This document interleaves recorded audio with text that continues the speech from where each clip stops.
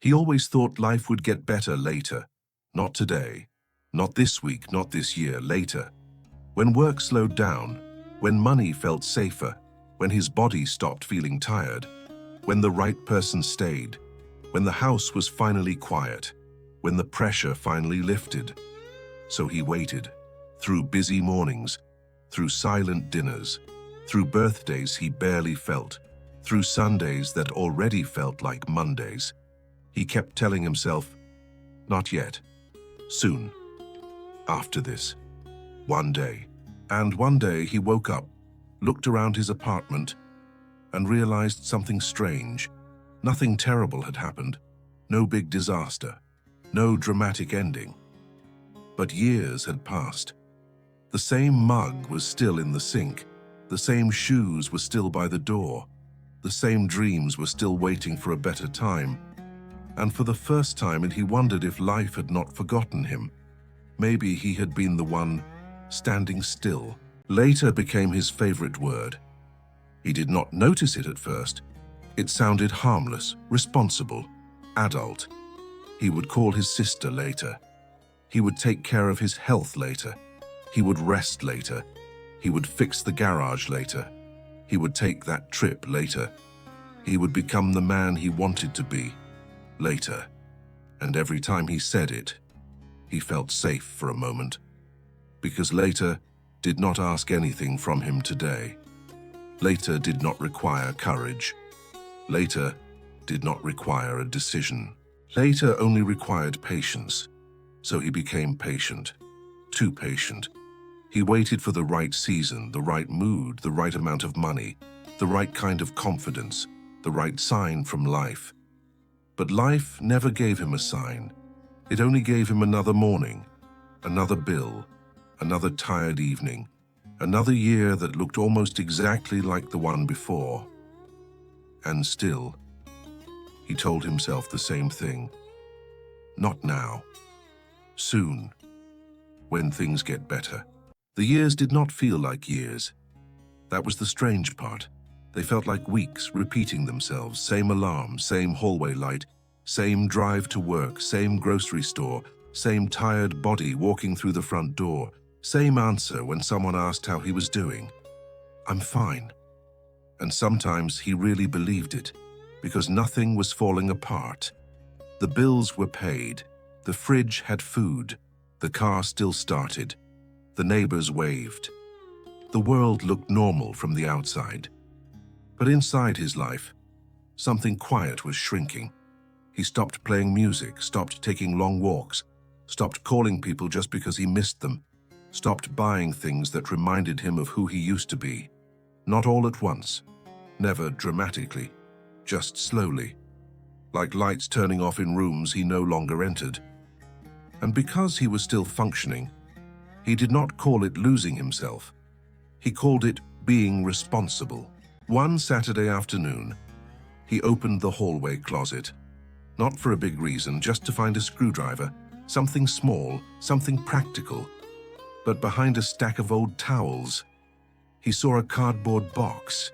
It had been there for years. Dust on the top, tape peeling at the corners, his name written in black marker, in handwriting that looked younger than him. He pulled it out slowly, sat on the floor, and opened it. Inside, there were pieces of a life he had almost forgotten. A photo from a road trip, a notebook filled with ideas, an old pair of running shoes, a postcard he never sent, a list titled, "Things I Want to Do Before I'm 40. He stared at that line, "Before I'm 40, then looked down at his hands.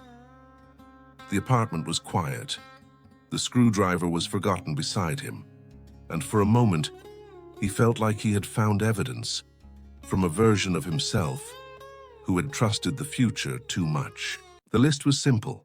That made it worse. It was not full of impossible things. There was no mansion, no fame, no perfect life, just small dreams, written by a younger man who still believed time was generous. Learn guitar, run a half marathon, see the ocean in winter, write something honest, take mom to that little town she loved, Call Daniel again. Forgive Dad. Start over somewhere new, even if only for a weekend. He read each line slowly. Some made him smile. Some made his throat tighten. Some names on the page were people he could not call anymore. Not because they were angry, not because he had chosen to leave them, but because later had quietly become never. He folded the paper once, then unfolded it, as if the list might change. If he looked at it again, but nothing changed. The words stayed there, patient, accusing no one, just waiting.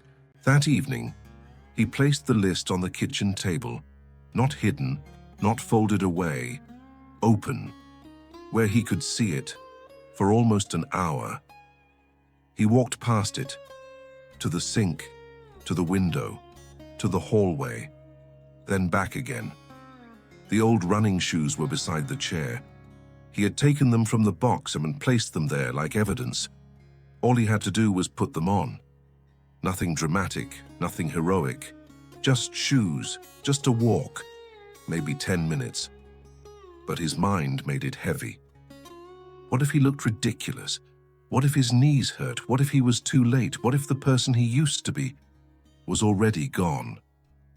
He sat down slowly, touched one shoe with his hand. The rubber was cracked, the laces were stiff. And somehow, that made him sadder than the list.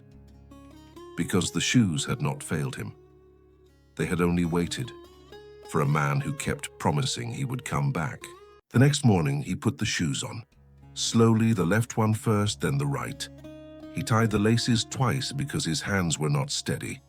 Then he stood by the door, wearing shoes from a life he had abandoned. For a few seconds, but he almost took them off. It felt foolish. A grown man starting again with a short walk around the block. No plan, no transformation, no audience, just a sidewalk and an old promise. But he opened the door anyway. The air outside was cool. The street was quiet. A neighbor's sprinkler clicked across the grass. A truck passed slowly. Nothing dramatic happened. No music started. No sign appeared. No younger version of himself came back. He just walked, one step, then another, and after a while, something strange happened. He did not feel better, not yet, but he felt present, and that was different, because for years, he had been waiting for life to begin. Now, for the first time in a long time, he had begun something small. He reached the end of the block and stopped. Across the street, there was a small park, nothing special, a few benches, a walking path, 2 basketball hoops, a tree with a crooked branch. He had driven past that park for years, every morning, every evening, always too busy to stop, always telling himself someday he would walk there, someday he would sit under that tree, someday he would bring coffee and stay for 10 quiet minutes. But standing there now, he realized something painful. The park had been there the whole time. The bench had been there. The path had been there. The quiet had been there. He had not been waiting for life to give him permission. He had been waiting to feel like the kind of man who deserved to take it. So he crossed the street, slowly. Not because the park was important, but because crossing toward it felt like crossing away from the old excuse. He sat on the bench, like someone visiting a place from a dream. The wood was warm from the sun. The grass had just been cut. Somewhere nearby, a dog barked. A child laughed, then disappeared behind the trees. Nothing about the moment was special, and that made it harder to understand. How many times had he passed this place? How many times had he promised himself one day? One day when he had more time. One day when he felt lighter. One day when the house was paid off. One day when the sadness made sense. One day when he finally became ready. He looked down at his shoes, old shoes, cracked rubber, stiff laces, dust still caught in the edges. They looked almost embarrassed to be outside, and maybe he did too. because starting again did not feel inspiring. It felt small, awkward, late. But as he sat there, watching sunlight move across the path, he realized something quiet. Late was not the same as over. And maybe the saddest thing was not that he had waited so long. Maybe the saddest thing now would be to keep waiting after finally seeing the door. When he got home, he did not feel like a new man. That disappointed him a little. Part of him had expected something bigger, a clear answer, a sudden peace, a feeling that all the lost years had somehow been returned. But the apartment looked the same sink, the same hallway, the same box on the floor, the same list on the table. Only now, one line on the list felt different. Take a walk. He picked up a pen and stared at those words. For years, he had waited for the perfect time to become someone else, someone stronger, someone happier, someone ready.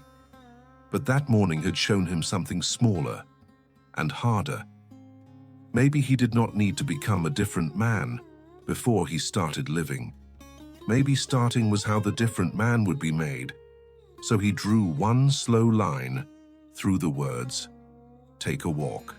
Not because it fixed everything, not because it made him whole, but because for once, he had stopped waiting for life to begin before taking one step into it. That night, he placed the list back on the table. Not in the closet, not in the box, not where forgotten things go. On the table, where tomorrow could find it. He looked at the other lines. Learn guitar, call Daniel again, see the ocean in winter, write something honest, forgive Dad. Some of them still felt far away, some felt impossible, some hurt just to read.